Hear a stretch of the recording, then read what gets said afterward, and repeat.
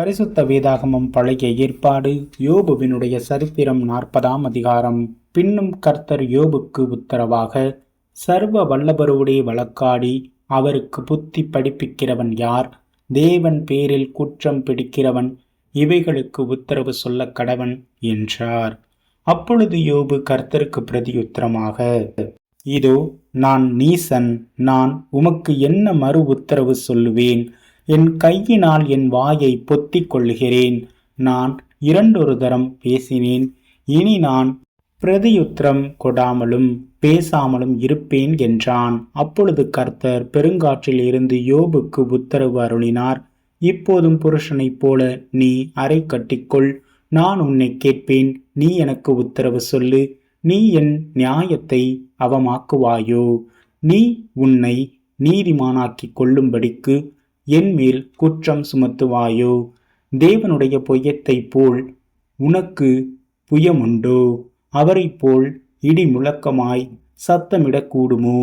இப்போதும் நீ முக்கியத்தாலும் மகத்துவத்தாலும் உன்னை அலங்கரித்து மகிமையையும் கனத்தையும் தரித்து கொண்டு, நீ உன் கோபத்தின் உக்கிரத்தை வீசி அகந்தையுள்ளவைகளை எல்லாம் தேடி பார்த்து தாழ்த்திவிட்டு, பெருமையுள்ளவனை எல்லாம் கவனித்து அவனை பணிய பண்ணி, துன்மார்க்கரை அவர்களில் இருக்கிற ஸ்தலத்திலே மிதித்துவிடு. நீ அவர்களை ஏகமாய் புழுதியிலே புகைத்து அவர்கள் முகங்களை அந்தகாரத்திலே கட்டிப்போடு. அப்பொழுது உன் வலது கை உனக்கு இரட்சிப்பு உண்டு பண்ணும் என்று சொல்லி நான் உன்னை புகழ்வேன். இப்போதும் பிகேமோத்தை நீ கவனித்துப் பார். உன்னை உண்டாக்கினது போல அதையும் உண்டாக்கினேன். அது மாட்டைப் போல் புல்லை தின்னும். இதோ அதனுடைய பலன் அதன் இடுப்பிலும் அதன் வீரியம் அதன் வயிற்றின் நரம்புகளிலும் இருக்கிறது. அது தன் வாளை கேதுரு மரத்தைப் போல் நீட்டுகிறது. அதன் இடுப்பு நரம்புகள் பின்னிக்கொண்டு இருக்கிறது. அதன் எலும்புகள் கெட்டியான வெண்கலத்தைப் போலவும் அதன் அஸ்திகள் இருப்பு கம்பிகளைப் போலவும் இருக்கிறது.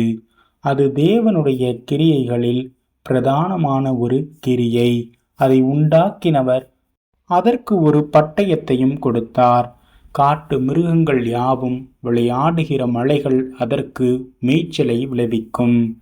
அது நிழலில் உள்ள செடிகளின் கீழும் நாணலின் மறைவிலும் உலகிலும் படுத்துக்கொள்ளும்.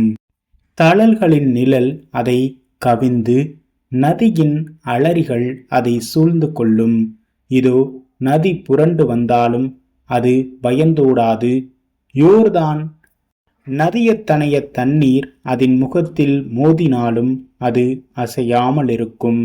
அதன் கண்கள் பார்த்திருக்க அதை யார் பிடிக்கக்கூடும்? மூக்கணாங்கயிறு போட அதன் மூக்கை யார் குத்தக்கூடும்?